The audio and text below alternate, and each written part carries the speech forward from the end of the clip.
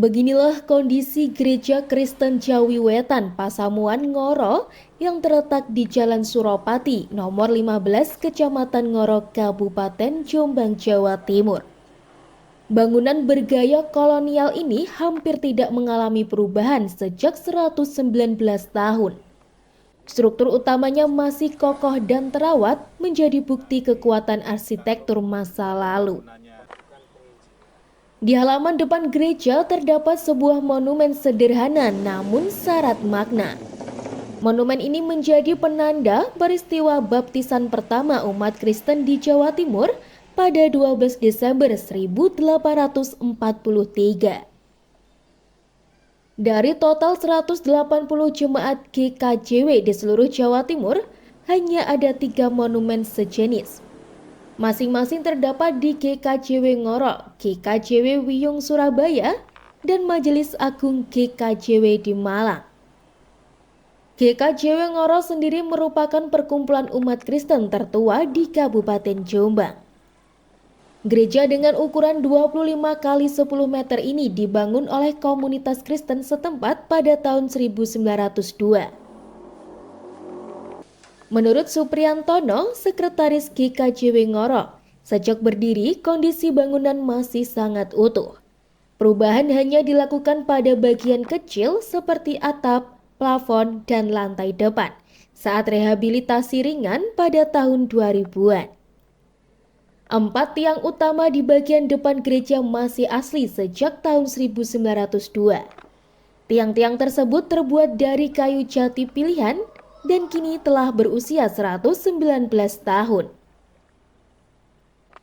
Sebagai bangunan cagar budaya dengan usia lebih dari 1 abad, gereja ini tidak boleh direhabilitasi secara total.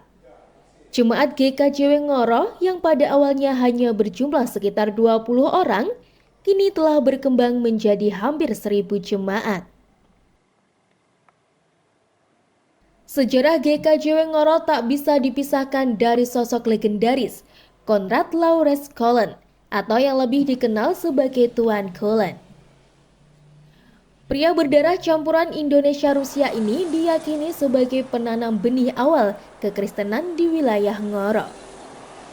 Kolen yang hidup pada rentang tahun 1770 hingga 1873. Awalnya bekerja di Surabaya sebelum pindah ke Wirosobo, kini Mojo Agung. Atas izin pemerintah Hindia Belanda pada 3 Juli 1827, ia membuka hutan di sebelah selatan Wirosobo, wilayah yang kini dikenal sebagai Ngoro untuk pemukiman dan pertanian. Menariknya, Kolen bukanlah seorang penyiar agama atau teolog terlatih. Ia merupakan pengelola desa yang cakap. Dari tangannya lah masyarakat Jawa untuk pertama kalinya mengenal ajaran Kristus. Kolen memimpin ibadah di sejumlah rumah termasuk di rumahnya sendiri sejak tahun 1835. Perkembangan pesat komunitas ini kemudian melahirkan peristiwa baptisan pertama pada tahun 1843 yang kini dikenang melalui monumen tersebut. Tahapannya setelah mulai nampak di sini menjadi pedesaan dengan sawah yang luas, mulai dari Samben, Ngoro, Bareng, maka Tuan Kolen berpindah menempati di Ngoro. Di Ngoro, di sekitar pasar itu, beliau membuka lapangan dan juga ada makam di sana.